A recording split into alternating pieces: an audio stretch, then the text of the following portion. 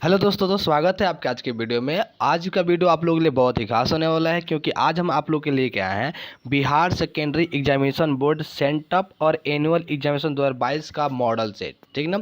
Sent up और annual exam 2022 के लिए बाबू हम आप लोग के बहुत ही अच्छा क्वेश्चन लेके आए हैं। ऐसा क्वेश्चन लेके आए हैं जो कि आपके सेंटअप एग्जाम और एनुअल एग्जाम के व्यू से बहुत ही इंपॉर्टेंट है।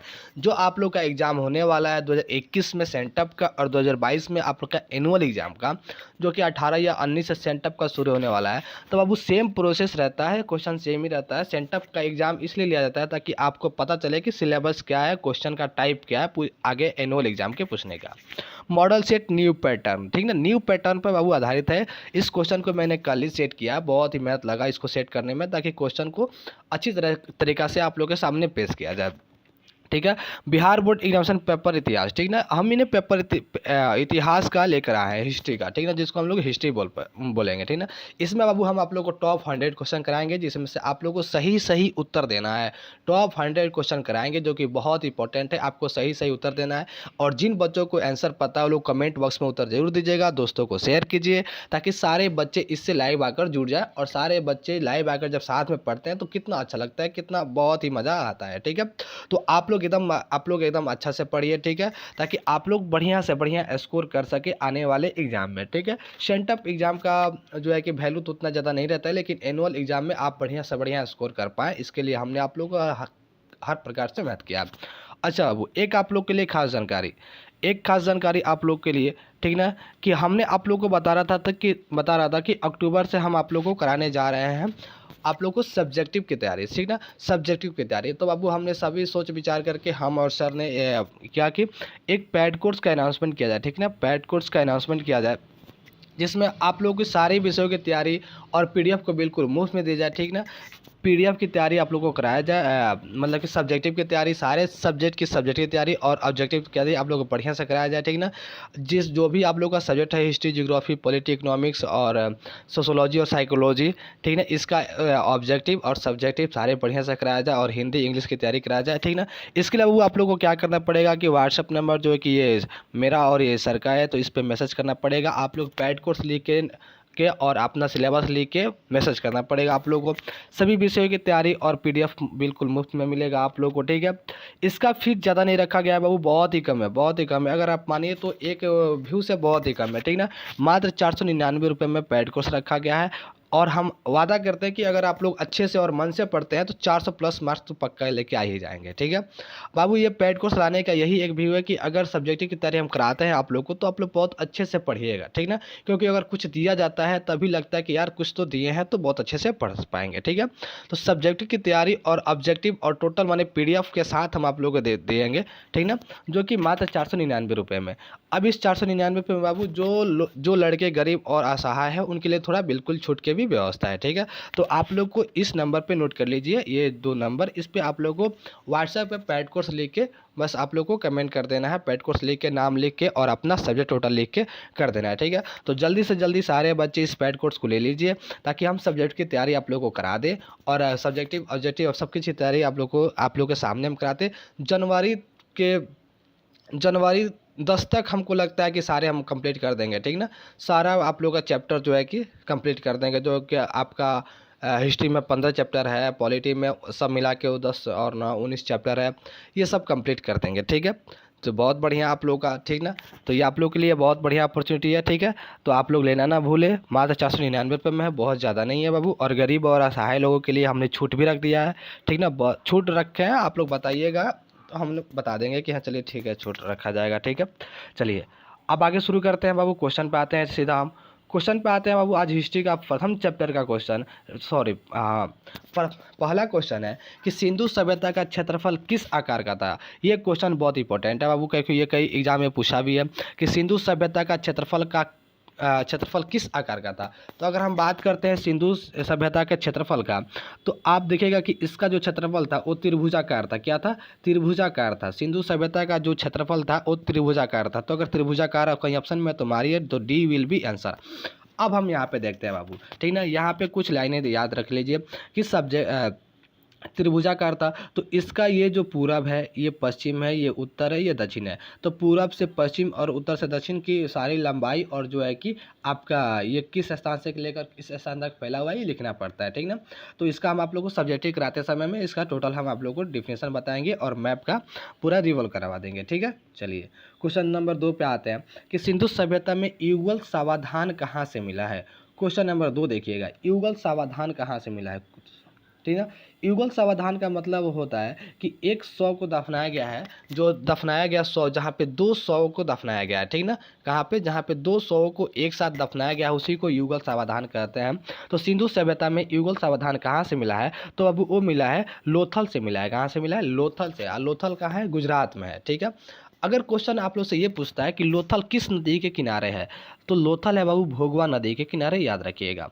अगर ये क्वेश्चन करता है कि लोथल किस नदी के किनारे है, तो लोथल है भोगवा नदी के किनारे, ठीक ना। और युगल सावधान आपका जो है कि यहीं से मिला था। तो युगल सावधान मिलने का ये मतलब था कि लोथल में ऐसे लोग विद्वान मानते हैं कि यहाँ पे सती प्रथा जो है कि प्रचलित था, ठीक है। चलिए आगे देखते हैं। क्वेश्चन नंबर 3 पे हम ध्यान देते हैं कि सिंधु सभ्यता में विशाल स्नानागार कहाँ से मिला है। इसका आंसर तो सभी बच्चों को पता होना चाहिए, सारे बच्चों को ये पता होना चाहिए, क्योंकि ये क्वेश्चन कई बार पूछता है, इंपॉर्टेंट भी है, सब्जेक्टिव में भी पूछता है, ऑब्जेक्टिव में पूछता है कि सिंधु सभ्यता में विशाल स्नानागार कहाँ से मिले हैं। तो अब सिंधु सभ्यता में विशाल स्नानागार मोहनजोदड़ो से मिले हैं। Option B will be answer. क्या हो जाएगा, option B will be answer, ठीक ना। ऑप्शन बी विल बी इसका आंसर हो जाएगा, ठीक है, बहुत बढ़िया। 4 नंबर क्वेश्चन पे ध्यान देते हैं। सिंधु सभ्यता की जुड़वा राजधानी किसे कहते हैं, ठीक है। सिंधु सभ्यता की जुड़वा राजधानी किसे कहते हैं, तो बाबू आप लोग को बता दें, आप लोग को बता दें कि मोहनजोदड़ो और हड़प्पा को जुड़वा राजधानी कहा गया है, ठीक ना। मोहनजोदड़ो और हड़प्पा को जो है कि जुड़वा राजधानी कहा गया है, ठीक है। 5 नंबर क्वेश्चन पे ध्यान देते हैं, दोस्तों को शेयर कीजिए बाबू, ठीक ना, ताकि बहुत से लड़के इसको जुड़ इस पे आ जाए, ठीक है। 5 नंबर क्वेश्चन पे ध्यान देते हैं, ठीक है, कि मोहनजोदड़ो की खोज 1922 ईस्वी में किसने की थी। बहुत इंपॉर्टेंट क्वेश्चन, आप सभी लोगों को पता होना चाहिए क्वेश्चन, कई दिनों से ये क्वेश्चन हम करा रहे हैं, ठीक ना, कि मोहनजोदड़ो की खोज 1922 ईस्वी में किसने की। तो मोहनजोदड़ो की खोज 1922 ईस्वी में बाबू आर.डी. बनर्जी ने किया था। कौन, आर.डी. बनर्जी, मतलब कि राखल दास बनर्जी। किसने, राखल दास बनर्जी, ठीक ना। तो 5 का क्या हो जाएगा, 5 का हो जाएगा बी विल बी आंसर, ठीक ना। चलिए बहुत बढ़िया, बहुत बढ़िया बाबू। ऐसे आप लोग काली बंगान कहाँ स्थित है, ठीक ना। अगला क्वेश्चन है कि काली बंगान कहाँ स्थित है, तो काली बंगान बाबू राजस्थान में स्थित है। कहाँ स्थित है, राजस्थान में स्थित है। एक क्वेश्चन बाबू जो कि ऑब्जेक्टिव में आता है और बच्चे फंस जाते हैं। क्वेश्चन ये आता है कि जूते हुए खेत का हल का साक्ष्य कहाँ से मिला है।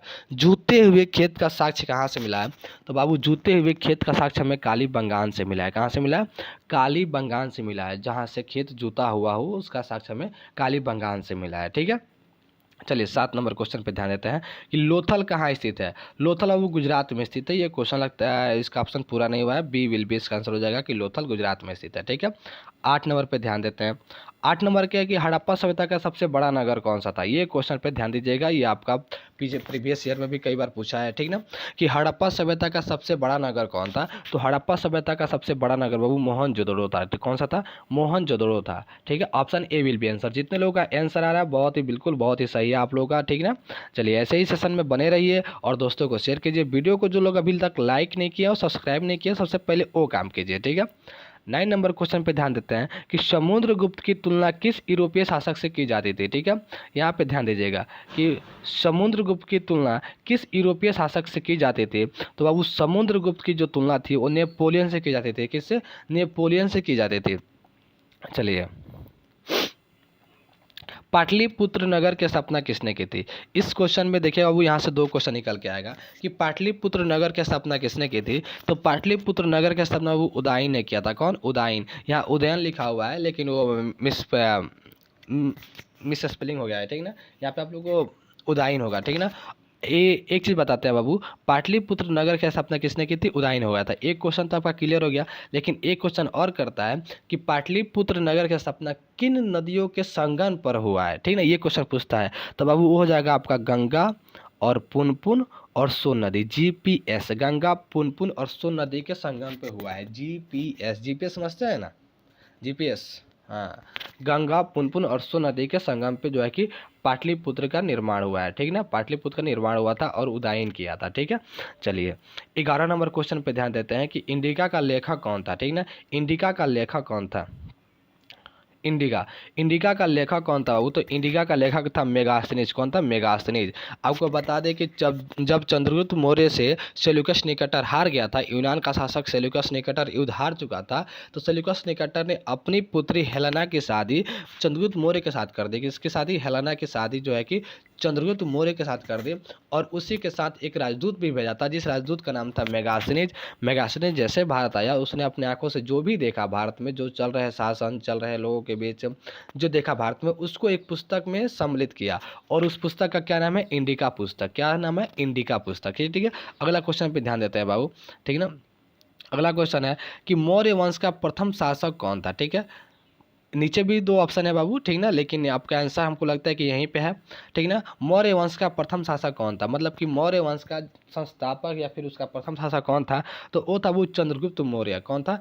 चंद्रगुप्त मौर्य। ठीक ना। कौन था? चंद्रगुप्त मौर्य। आपको पता है कि सिकंदर को चले जाने के बाद जो है कि चाणक्य की सहायता से चंद्रगुप्त मौर्य ने क्या किया कि मौर्य वंश का मगध में मौर्य वंश का स्थापना किया। ठीक है। चलिए 13 नंबर क्वेश्चन पे ध्यान देते हैं। 13 नंबर क्वेश्चन पे वो ध्यान दीजिएगा कि गुप्तों के काल में कौन चीनी यात्री भारत आया था? ठीक है ना। किसके काल में? गुप्तों के काल में। गुप्तों के काल में जब गुप्त साम्राज्य चल रहा था, जब जब चंद्रगुप्त प्रथम चल रहा था, जब चंद्रगुप्त द्वितीय चल रहा था, जब समुद्रगुप्त चल रहा था, जब कुमारगुप्त चल रहा था, तो गुप्तों के काल में कौन सा चीनी यात्री आया था? तो उस समय वो फहान आया था। कौन आया था? फहान आया था। कौन आया था? Fahan. Option B will be answer. लेकिन अगर पूछेगा कि हेनसान किसके शासन काल में आया था, तो हेनसान बाबू हर्षवर्धन के शासनकाल में आया था। किसके शासनकाल में? हर्षवर्धन के शासनकाल में हेनसांग आया था। लेकिन अगर गुप्त काल के बारे में पूछेगा तो हमारा option B will be answer हो जाएगा। क्या हो जाएगा? B will be answer. ठीक है। चलिए 14 नंबर क्वेश्चन बाबू महाभारत से है कि गंगा पुत्र किसे कहा जाता है? गंगा पुत्र किसे कहा जाता है? ये आप लोग को बहुत इंपॉर्टेंट क्वेश्चन। कैसे? कैसे कि आप लोगों ने 2 बार लॉकडाउन लगाया, दोनों लॉकडाउन में महाभारत चला गया, सारे बच्चे बच्चियां बड़े बुजुर्ग सभी लोग देखे हैं। तो आप लोग को ये बता देना जरूरी होता है कि गंगा पुत्र किसे कहते हैं। तो गंगा पुत्र बाबू भीष्म को कहा जाता था। किसे? भीष्म को कहा जाता था। ठीक है। भीष्म को गंगा पुत्र कहा जाता था। ठीक है। चलिए अगला क्वेश्चन 15 पे ध्यान देते हैं कि दुर्योधन की माँ का क्या नाम था? ठीक ना। दुर्योधन की माँ का क्या नाम था? अब यहाँ पे देखिए दुर्योधन की माँ का क्या नाम था। तो उनकी माँ का नाम गंधारी था। क्या था? गंधारी था। जो हमेशा आँख पे अपनी पट्टी बांधी रहती थी ना, धृष्टराज की पत्नी, तो उन्हें ही हम लोग गंधारी कहते हैं, और दुर्योधन की माँ थी। ठीक है। चलिए 16 नंबर क्वेश्चन पूछ देते हैं कि कालिदास के समकालीन थे। कालिदास किसके समकालीन थे? मतलब कि कालिदास के समय में कौन राजा राज करता था? ठीक ना। तो 16 पे आप लोग ध्यान दीजिएगा। 16 के जिन बच्चों का आंसर पता है वो लोग जरूर आए। ठीक ना। कालिदास किसके समकालीन थे? ठीक है। कि कालिदास किसके समकालीन थे? तो हम बता दें बहू कि कालिदास चंद्रगुप्त द्वितीय, ठीक ना, मतलब कि विक्रमादित्य, चंद्रगुप्त द्वितीय को हम लोग विक्रमादित्य के भी नाम से जानते हैं। तो चंद्रगुप्त द्वितीय मतलब कि विक्रमादित्य के उन 9 रत्नों में से एक रत्न थे। ठीक ना। कालिदास कौन थे? 9 रत्नों में से एक रत्न थे। तो हमारा आंसर क्या हो जाएगा? Option B will be answer. ठीक ना। कितने बच्चे होंगे जो ऑप्शन सी देते होंगे, लेकिन बाबू ऑप्शन सी नहीं है, option B will be answer Chandragupta द्वितीय है। ठीक है। क्या है? चंद्रगुप्त द्वितीय है, जिसको हम लोग विक्रमादित्य भी कहते हैं। विक्रमादित्य ही चंद्रगुप्त द्वितीय के शासनकाल में कालिदास 9 रत्नों में से एक रत्न थे। ठीक ना। चलिए 17 नंबर क्वेश्चन देखते हैं कि मगध की प्राचीनतम राजधानी कहाँ थी? ठीक ना। प्राचीनतम राजधानी कहाँ थी? ठीक ना। मगध की प्राचीनतम राजधानी कहाँ थी? तो बता दे बाबू आप लोग को कि मगध, ठीक ना, मगध की जो सबसे पहली राजधानी थी, ठीक ना, मगध की पहली राजधानी वो थी राजगीर। ठीक ना। मतलब कि इसकी प्राचीनतम और पहली राजधानी कहाँ थी? राजगीर थी। फिर उसके बाद से अजातशत्रु के बाद से आपका उदयन आया, तो उदयन ने राजगीर से जो है कि राजधानी ट्रांसफर करके पाटलिपुत्र कर दिया, पाटलिपुत्र की स्थापना किया और पाटलिपुत्र कर दिया। ठीक ना। फिर पाटलिपुत्र के स्थापना के बाद से बाबू पाटलिपुत्र के स्थापना के बाद से जो है कि मगध की राजधानी वैशाली बनाया गया। क्या बनाया गया? वैशाली बनाया गया। लेकिन फिर एक राजा आया जिसका नाम था कालाशोक। कालाशोक ने क्या किया कि फिर उस राजधानी को पाटलिपुत्र कर दिया। ठीक ना। तो हमारा देखिए यहाँ पे ध्यान देने योग्य बात है कि मगध की प्राचीनतम राजधानी कहाँ है?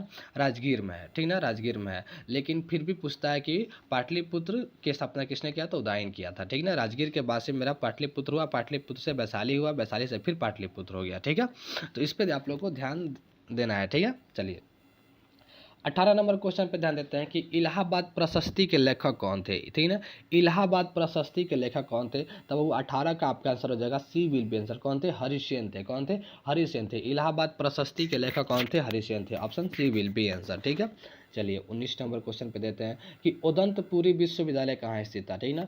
19 नंबर क्वेश्चन है कि उदंतपुरी विश्वविद्यालय कहाँ स्थित था, तो बाबू इसका आंसर हो जाएगा मगध में। कहाँ था, मगध में। ए विल बी आंसर। उदंतपुरी कहाँ था, मगध में, ठीक है। चलिए अगला क्वेश्चन पे ध्यान देते हैं। 20 नंबर क्वेश्चन पे ध्यान देते हैं।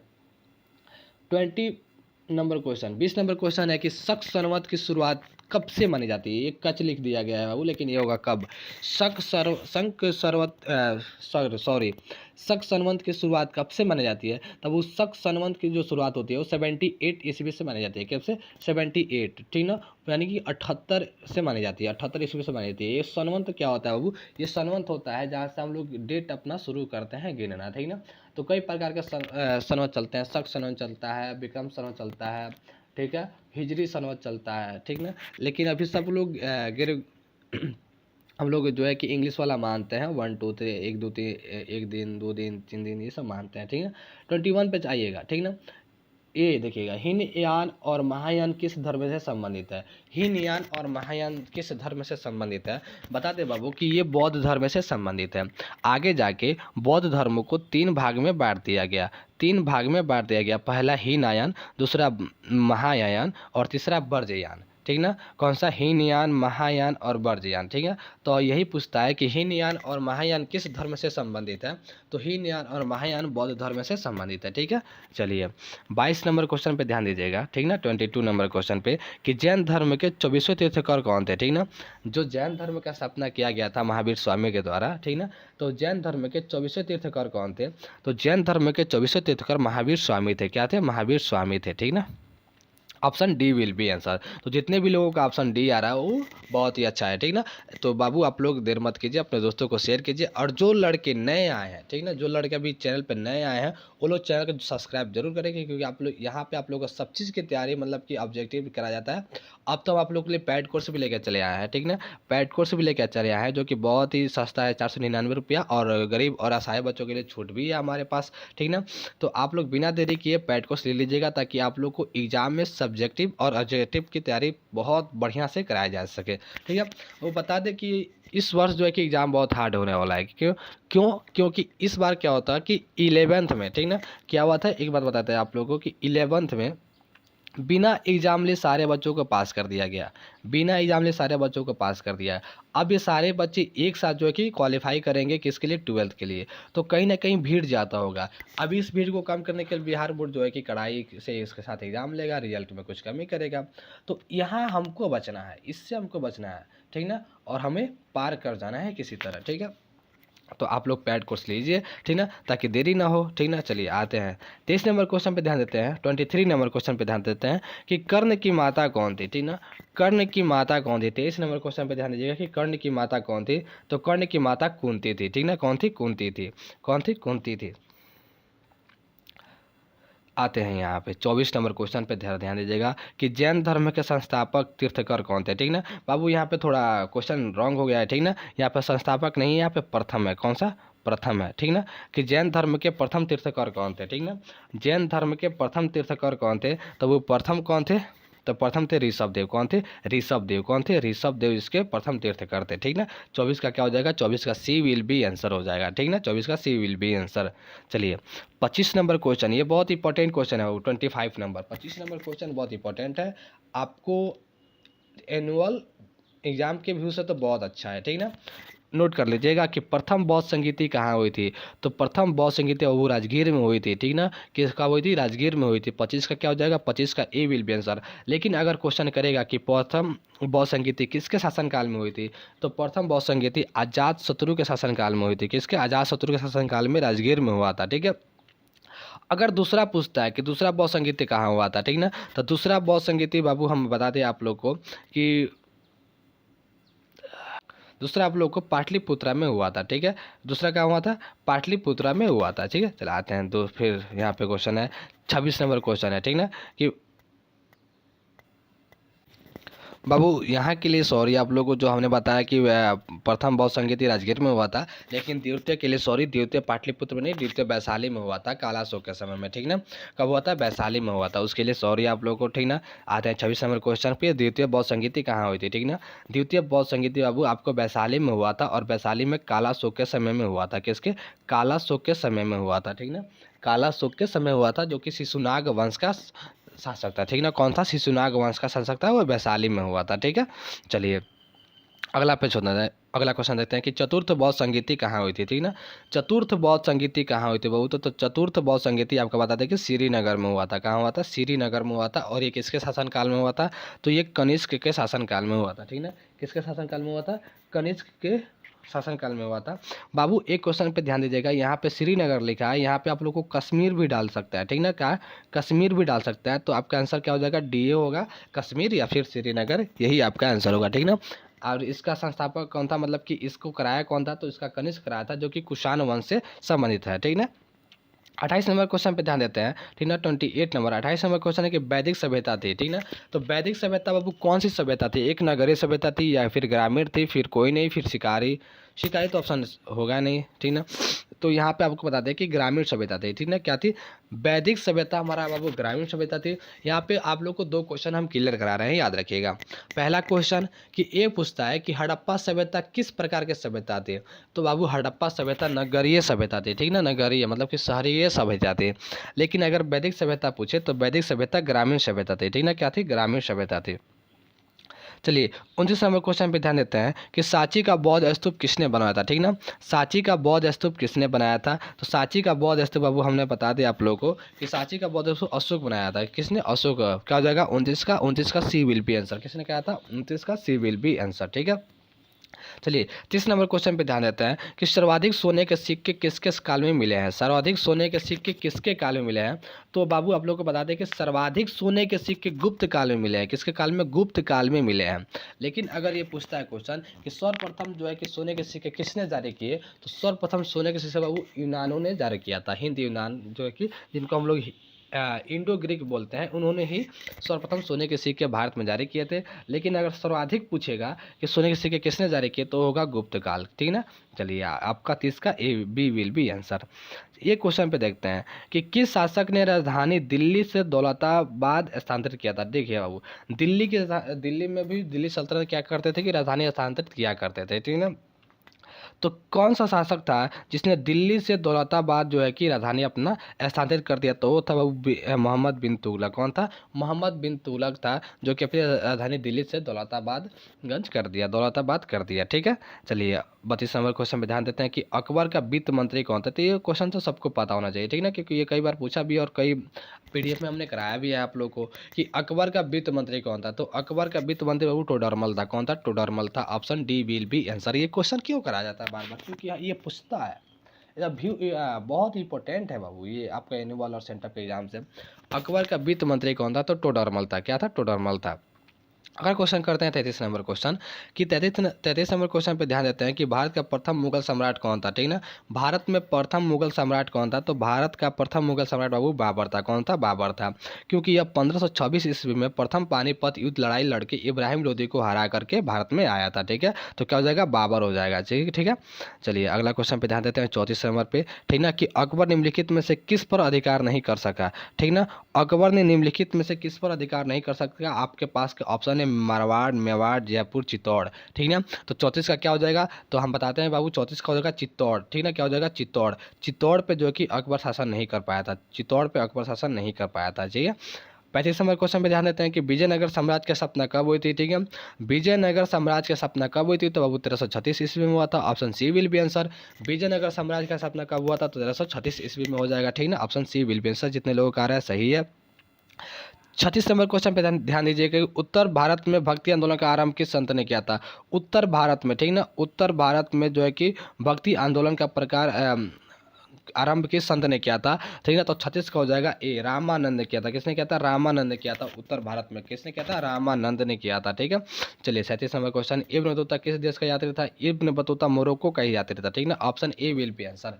इब्न बतूता किस देश का यात्री था? तो इब्न बतूता वो मोरक्को का यात्री था, जो कि घूमने का बहुत ज़्यादा शौकीन था, ठीक है।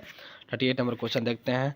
अरे यार, ये तो हमने इसको रेट करना ही भूल गया है, ठीक ना। 38 नंबर क्वेश्चन कि किताब उल हिंद के लेखक कौन है, किताब उल हिंद के लेखक कौन है, 38 नंबर, ठीक ना। 38 नंबर क्वेश्चन है कि किताब उल हिंद के लेखक कौन थे। तो अब इसके लेखक है अल बरूनी। कौन है? अल बरूनी। कौन है? अल बरूनी है, इसके लेखक अल बरूनी है, ठीक है। 39 नंबर क्वेश्चन पे देखते हैं कि कैप्टन हाकिस किस मुगल शासक के दरबार में आया था। आप लोगों को पता होना चाहिए कि जब अंग्रेज हमारे देश में आने वाले थे तो सबसे पहले उनका दो कैप्टन हमारे राज दरबार में आए थे, जो कि जहांगीर के समय में आए थे 1608 ईस्वी में। तो अगर जहांगीर कहीं ऑप्शन में दिख रहा है तो मारिए। जहांगीर कब आए थे? 1608 ईस्वी में कैप्टन हाकिंस हमारे जहांगीर के पास आए थे, ठीक है। चलिए 40 नंबर क्वेश्चन पे ध्यान दीजिएगा कि खानवा का युद्ध कब हुआ था, ठीक ना। खानवा का युद्ध कब हुआ था, 40 नंबर क्वेश्चन। तो ये हो जाएगा बाबू आपका बी। क्या हो जाएगा? बी, 1527 ईस्वी में, ठीक ना, 1527 ईस्वी में, ठीक है। चलिए 41 नंबर क्वेश्चन देखते हैं कि अबुल फजल का कत्ल किसने किया था, ठीक ना। अबुल फजल का कत्ल किसने किया था, 41 नंबर क्वेश्चन, ठीक ना। अबुल फजल का कत्ल किसने किया था? तो अबुल फजल का कत्ल बता दे कि जहांगीर ने किया था। कौन किया था? जहांगीर ने किया था। 41 का क्या हो जाएगा? बी विल बी आंसर, ठीक है। 42 नंबर क्वेश्चन पे ध्यान देते हैं। 42 नंबर क्वेश्चन है कि पितृदूरा शैली की पहली उदाहरण कहाँ मिलता है। पितृदूरा शैली की जो है कि पहली उदाहरण कहाँ मिलता है, 42 नंबर क्वेश्चन, एकदम न्यू क्वेश्चन है बाबू। तो एतमदौला का मकबरा, कौन सा? एतमदौला का मकबरा जो है कि पितृदौली शैली का बना हुआ है, ठीक ना, पितृदौली शैली का बना हुआ है। 42 नंबर क्वेश्चन। 33 नंबर क्वेश्चन देते हैं। 43 नंबर के सिखों के 10वें एवं अंतिम गुरु कौन थे, ठीक ना। जो बाबू सिखों के जो गुरु हुए, ठीक ना, सिखों के बाबू 10 गुरु हुए थे, ठीक ना, 10 गुरु इनमें हुआ था। तो 10वें गुरु का नाम क्या था? 43। तो 43 का बता दे बाबू आप लोग को कि सिखों के 10वें गुरु गुरु गोविंद सिंह हुए थे, ठीक ना, जो कि ये सबसे अंतिम गुरु थे, ठीक ना। कौन? गुरु गोविंद सिंह, ठीक है। चलिए अगला क्वेश्चन पे ध्यान देते हैं। पद्मिनी किस राज्य की रानी थी, ठीक ना। 44 नंबर, पद्मिनी किस राज्य की रानी थी, 44 नंबर क्वेश्चन है। तो ये हो जाएगा उसी मेवाड़ की रानी थी। कहाँ की? मेवाड़ की। 44 का C will be answer. 45 number question पे ध्यान देते हैं कि चित्तौड़ के, क्वेश्चन देखिएगा वो रेड नहीं कर पाए हैं, कि चित्तौड़ के विजय स्तंभ का निर्माण किसने करवाया था। जो चित्तौड़ का जो विजय स्तंभ था उसका निर्माण किसने करवाया था। तो 45 का हो जाएगा ए, राणा कुंभा ने करवाया था। क्या कौन कराया था? राणा कुंभा ने करवाया था। Option A will be answer. क्या हो जाएगा? Option A will be answer, ठीक है। चलिए 46 नंबर क्वेश्चन पे ध्यान देते हैं। 46 नंबर क्वेश्चन है कि अलाई दरवाजा का निर्माण किसने करवाया था, ठीक ना।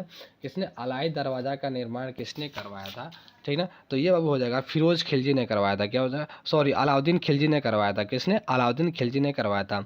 अलाई दरवाजा का निर्माण किसने करवाया था? अलाउद्दीन खिलजी ने करवाया था। ऑप्शन बी विल बी, यहाँ पे बी होना चाहिए, हमने डी रख दिया है, थोड़ा ऑप्शन गड़बड़ हो गया है, ठीक है। अलाउद्दीन खिलजी ने किया था, ठीक है। चलिए 47 नंबर क्वेश्चन पे ध्यान देते हैं कि पहली बार सेना में दाग एवं हलिया किसने प्रारंभ की थी। पहली बार सेना में दाग एवं हलिया किसने प्रारंभ की थी। 47 नंबर क्वेश्चन है। तो 47 का हो जाएगा अलाउद्दीन खिलजी ने। क्या हो जाएगा? Alauddin Khilji. Option B will be answer. Option B will be answer, याद रख लीजिएगा, ठीक है। चलिए 48 नंबर क्वेश्चन में ध्यान देते हैं कि रामचरितमानस की रचना किसने की थी। रामचरितमानस की रचना किसने की थी। तो रामचरितमानस की रचना बाबू आप लोग बताते हैं कि तुलसीदास ने किया था। किसने किया था? तुलसीदास ने किया था। 48 का क्या हो जाएगा? Option A will be answer, ठीक है। बाबू एक बार हम फिर आप लोग को याद दिला देते हैं कि अब आप लोग को सब्जेक्टिव और ऑब्जेक्टिव की संपूर्ण तैयारी के लिए, सब्जेक्टिव की संपूर्ण तैयारी के लिए और सारे सब्जेक्टिव पीडीएफ में मिलेंगे। इसकी तैयारी कराने के लिए हम लोगों ने पैड कोर्स अवेलेबल किया है, ठीक ना। पैड कोर्स अवेलेबल किया, जैसा कि हम आप लोग को शुरू में बता चुके थे। आप लोग व्हाट्सअप कर दीजिएगा इस नंबर पर और इस नंबर पर। नंबर का स्क्रीनशॉट ले लीजिए, लिख लीजिए, सेव कर लीजिए, ठीक ना, और स्क्रीन कर लीजिए। जिन बच्चों को अगर सब्जेक्ट की संपूर्ण तैयारी करना है, ठीक ना, ताकि वो अच्छे से अच्छे मार्क्स ला पाएँ, केवल ऑब्जेक्टिव से तो मार्क्स लाया नहीं जा सकता। तो सारी पीडीएफ आप लोग को बिल्कुल फ्री में दे दिया जाएगा। पहले पढ़ाया जाएगा, उसके बाद से समझा के आप लोगों को पढ़ा के पीडीएफ फ्री में दिया जाएगा। और इसका रुपया मात्र 499 रुपये बाबू, मात्र 499 रुपये पेड कोर्स है। और जो गरीब और असहाय बच्चे हैं, ठीक ना, उनके लिए थोड़ी छूट की भी व्यवस्था कर दी जाएगी, ठीक है। बहुत बढ़िया, मैंने फिर आप लोग को एक बार याद दिला दिया ताकि ये भविष्य आपका है, ज़िंदगी आपका है, चयन आप कीजिए कि करना आगे क्या है, ठीक है। तो ठीक है, आगे फिर देखते हैं 48 के क्वेश्चन नंबर के बाद से 49 नंबर क्वेश्चन देखिएगा। वो 49 नंबर क्वेश्चन है कि किस मुस्लिम संत की वाणी को गुरु ग्रंथ साहिबा में स्थान मिला, ठीक ना। किस मुस्लिम संत की वाणी को गुरु ग्रंथ साहिबा में स्थान मिला था। तो आपका 49 का बाबू हो जाएगा। 49 का नीचे ऑप्शन है कि 49 का आपका आंसर है बाबा फरीद की वाणी को। किसके? बाबा फरीद की वाणी को। Option B will be answer. इनके वाणी को क्या गया था? गुरु ग्रंथ साहिबा के ग्रंथ में शामिल किया गया था। ठीक है, चलिए 50 नंबर क्वेश्चन पे देखते हैं, ध्यान देते हैं कि सिखों का पवित्र ग्रंथ क्या है। ठीक ना, सिखों का पवित्र ग्रंथ क्या है? सिखों का पवित्र ग्रंथ क्या है? तो बाबू सिखों का पवित्र ग्रंथ बताते हैं कि गुरु ग्रंथ साहिबा है। ठीक ना, गुरु ग्रंथ साहिबा है। ठीक है, जैसे कि हम इस्लाम धर्म में कुरान है, ठीक ना, और हमारे में गीता है, हिंदुओं में गीता है, और इस्लाम में कुरान है, और आप बताते हैं कि सिखों में गुरु ग्रंथ साहिबा है, और ईसाई में बाइबिल है। तो ये गुरु ग्रंथ आपका सिखों का पवित्र ग्रंथ है। ठीक है, आई होप कि आप लोग को बहुत अच्छा लगा हो ये सारे वीडियो। ठीक ना, आप लोग कमेंट सेक्शन में जवाब दीजिए बाबू कि वीडियो आप लोग को कैसा लगा, आज का वीडियो कैसा गया। ठीक ना, और कितने लड़के पीडीएफ लेना चाहते हैं, कितने लड़के पैड कोर्स लेना चाहते हैं, वो लोग कमेंट कीजिए, और जो नंबर दिया गया है उस पर व्हाट्सअप कीजिए। ठीक ना, और बाबू आप जल्दी से जल्दी पैड कोर्स से ले लीजिए, ताकि आपको ही सहूलियत हो पढ़ाई करने में, और आप लोग ही बहुत जल्दी से तैयारी कर सके। ठीक ना, क्योंकि अब ज़्यादा समय बचा नहीं है, मात्र जो कि है कि 130 या 20 दिन बचा हो, इसमें तैयारी कर लेना है। 3 या 4 माह बचा हो, उसमें तैयारी कर लेना है। तो सोच आपकी है, रिजल्ट आपका आपके हाथ में। ठीक है, तो थैंक यू सो मच। आप लोग ऐसे ही साथ बने रहिए, दोस्तों को शेयर कीजिए, लाइक कीजिए और कमेंट कीजिए। Thank you so much.